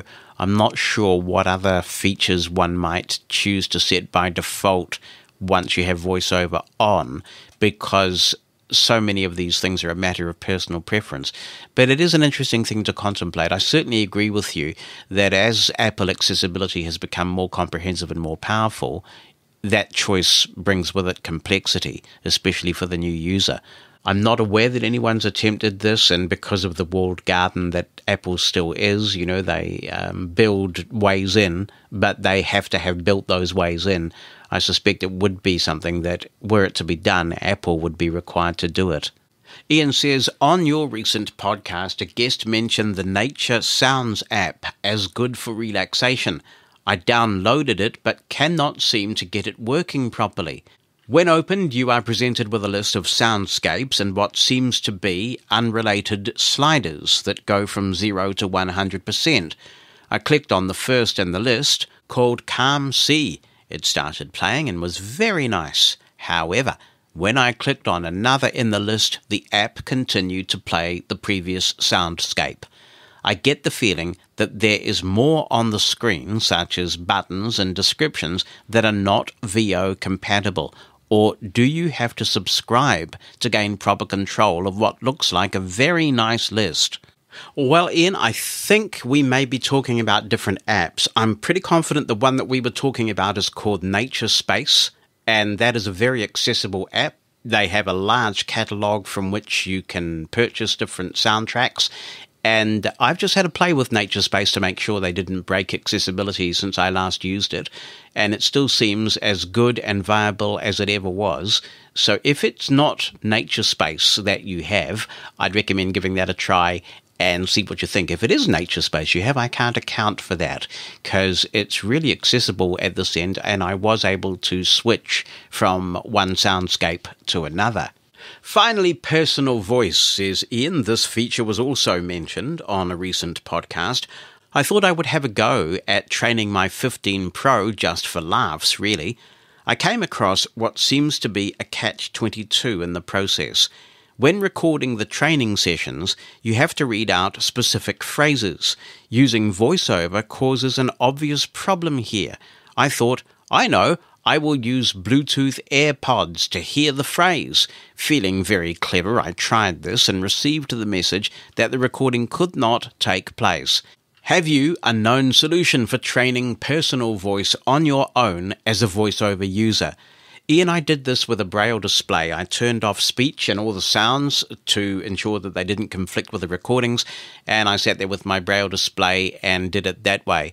If that's not an option for you because you're not a Braille reader or don't have access to a display, I wonder whether just plugging in ordinary wired headphones might help.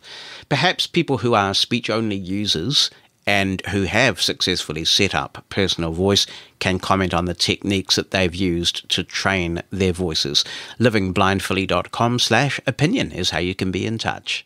John says, I have heard that it is possible to use TalkBack on smart TVs. Is this true? Have you ever done this? How well does it work? Is it worth using on smart TVs? Well, John, it is possible on some smart TVs if they're running what used to be called Android TV. I think that may be still around. And way back in the Blind Side archives, I did a review of a Sony Bravia TV that had TalkBack on it. And there was also a special Sony version of TalkBack. And what I found was that if you ran the official Google version of TalkBack at the time, and I'm talking 7 years ago, so I don't have current knowledge of the situation, but the Android version of TalkBack did not work as well as the Sony TalkBack. That would, for example, read, I think it was the TV guide and a few other things that Google TalkBack did not. For quite some time now, we've been using a Samsung Smart TV, and they have their own operating system and their own screen reader, and that's what I've been using, gosh, for 4 or 5 years now, and we're quite happy with that. So I don't have any updated information on the state of TalkBack on smart TVs that are compatible with it, and people are welcome to let us know. Go to livingblindfully.com/opinion to find out how to be in touch if you've recently used a television that has TalkBack on it. How well is it working? Can you do everything on it? Can you go through the TV guide, change all the settings you need to change? Let us know what the state of play is for TalkBack on TVs these days. Hello, this is Alex from Pennsylvania, and I had a few things I wanted to talk about today. And the first thing we're going to start with is the Lenovo ThinkPad BIOS thing. I think this is a very important tool, and I hope that they would consider writing a version for the IdeaPads as well as for the ThinkPads. Now, there is a tool that you can use for the IdeaPads. It's not as extreme as this tool, but you can change certain BIOS things, like you can change the cooling policies, extreme performance versus moderate performance. I forget what the actual wording is, but something like that. You can also change things like the function keys, and I think you can also change like flip to turn on with the lid and a few other things, but I don't think you could change boot order in the Vantage application. So it would be nice if they could have this, and I think that this is a really cool idea to do it within Windows, because then you don't have to go into the UEFI firmware to do it, and I think that is a really neat idea to do, and I wish that other manufacturers would do this too. Like, for example, I bought a new HP laptop. The HP laptop I bought from a distributor, and I had to do some stuff to it, and I was not able to boot into the Windows CD, and I learned recently why, and that's because for some reason they decided to turn off USB booting. They decided to disable that for some reason. And so I was able to reset the BIOS, and I was able to bring that back, and a few other things that were turned off. So my machine is 100% operable now. So I found that very weird. When I got this computer, there was no WinRe recovery environment, and there was no important stuff like that. So that was why I wanted to, do a bit like a repair, or whatever you want to call it, install. So I was able to do that with reinstalling Windows by resetting my BIOS settings, and I had USB booting back. So the reason why I think they did that, according to my good buddy ChatGPT, that was because they wanted to make sure that people didn't do anything that was going to possibly destroy the machine or whatever. And that's where I worry now that if I order from this particular distributor again, that they might try to password protect the BIOS now. So that really does concern me. And, how am I supposed to, reset or change anything if there's a password and we don't know the password? So I would hope that they wouldn't do that. But I think that people are assuming that the people who buy from this particular vendor are not advanced computer users. So I think I'm guessing that's what that's about. Now, the next thing I wanted to talk about real quick is the Zoom H1 Essential. So I got my Zoom H1 Essential today, and I was able to upgrade it to the latest firmware, which is 1.20. Now I can hold the menu key down, and you have the accessibility shortcut, turn on or off. So my quick observations of the Zoom H1 are as follows. First of all, I do like the microphone quality very much. I know that in the podcast we were discussing that the possibility that the mics might be a little bit different, and I think that's true to a point, but my opinion is that the mics, since they're all made by Zoom, probably have some similarity in terms of quality. So yeah, the Zoom H1 being the smallest, I think might lose a little bit of mic quality, but not much. It's very, very good. So it's definitely better than my little Olympus that I have, but it's good enough, and certainly better than the Zoom H1 original. So that's good. And I was able to set the clock and everything. Everything was good, and the clock was set, and I had no issue with that. I would like them to do a firmware update where an accessibility update of the firmware where it won't say accessibility. It'd be nice if it said accessibility properly instead of accessibility. But I'm guessing over time they'll do that. I know there was a Zoom H6 update not long ago, I think, so maybe they can spend some time soon in a couple of weeks on the Zoom H1 firmwares. There are a few little annoyances, but nothing that suggests that I want to take it back. So very proud of Zoom, and I'm keeping this. This is definitely a keeper, and I think that people should consider getting these recorders if they want a recorder that's going to be 32-bit float. Because, the Olympuses obviously don't do that. And the Olympuses, I think, are good for if you're going to be recording directly to MP3, or you might want to use some of your recording capabilities for smaller things. But for good recordings, this, I think, is definitely the way to go. I know there's other recorders out there like Tascam and stuff, but Zoom does a pretty darn good job at getting the job done. And I'm very impressed with that. Plus, I've heard videos on the Zoom, and so nothing to be concerned about. I would like to see them, if they haven't done it yet, a Zoom accessibility pack for the H1 Essential. That would be kind of neat to see an accessibility pack, maybe containing a windscreen, a tripod mount, tripod itself, or, what are those things, mic stand thing, the little monopod thing that came with my Zoom H1 original accessory pack. Plus, it'd be nice to see a USB AC adapter type thing. Who knows? And finally, I just wanted to say real quick that there's a little thing that I'm learning about Windows. I know I've talked about Windows support, Windows 10 support ending in 2025 and what would happen when it ended. But my understanding is there's another option. There is a thing called Zero Patch. My understanding is that Zero Patch will patch security flaws and update, make sure that the flaws are filled in so that the operating system can remain safe for 5 years. They act like they're going to do this for 5 years. Now, I don't know the pricing yet, but I do know that they are going to be doing it till 2030. So it's Zero Patch. I've never heard of this program before, but I checked. There's this YouTube channel that I like, Windows, Computer, and Technology, and they talk about all cool stuff related to Windows and other types of stuff that I find important and that other users find important. So, Zero Patch. Well, Alex, you only have to wish, and we will make it so. There are now accessory packs available for the Essential series. For example, if you look on Zoom's website, you'll now find the H1 Essential Pack, which includes a hairy windscreen to get rid of all those naughty plosives that you'll definitely get if you don't have a hairy windscreen on that device. You get a case for the device to protect it, a USB cable, and a power adapter to plug that cable into. There are similar packs available for the H4 Essential and the H6 Essential, so they're available from Zoom now. Hi, Jonathan. This is Justin Daubenmeyer from North America, just reaching back out. I'd sent a message earlier about asking all of you, the community, about an insulin pump for a type 1 diabetic who's blind. I happen to be blind and have type 1 diabetes. It was shortly after sending out that message that I came across a strong possibility of an accessible insulin pump. And this is the Tandom Mobi. Tandem is the company, Tandom.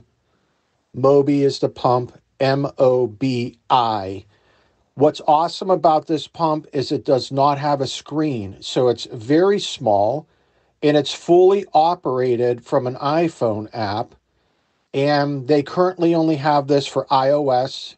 It is not available for Android. It was released in North America in February. And so I went to the App Store. I downloaded the Tandem Mobi iPhone app and went through the setup process entirely independently. And the app was fully accessible, at least in the first 2 or 3 screens where you had to adjust and pick certain things and put your name, email, and then adjusting your range for your blood sugar and things like this. This is a strong possibility. I'm actually a retired computer programmer, and I've reached out to them and said I'd love to be able to help test. So I would encourage people who's listening who is a blind diabetic, go onto the App Store, download the app Tandem Mobi, and leave a review and tell them that you're blind and you'd like for them to follow the Apple developer accessibility guidelines for the app so that we can use it. I noticed in reviews on this app, they do give an 800 number to call. And there's an email address that can be emailed. I've not done that yet, but I plan on it. So I'm excited because this would greatly simplify my diabetes management. And it just seems like a very solid potential. So I'm eventually going to get this pump, probably not till the end of this year, just because it's so hard to get into an endocrinologist where I live. But yeah, it came out in February. They're working through a lot of the quirks in the software and, things like that. So hopefully somebody finds this helpful. And when I do get the insulin pump, I will report back. Again, it'll be toward the end of this year. My endocrinologist appointment is in September.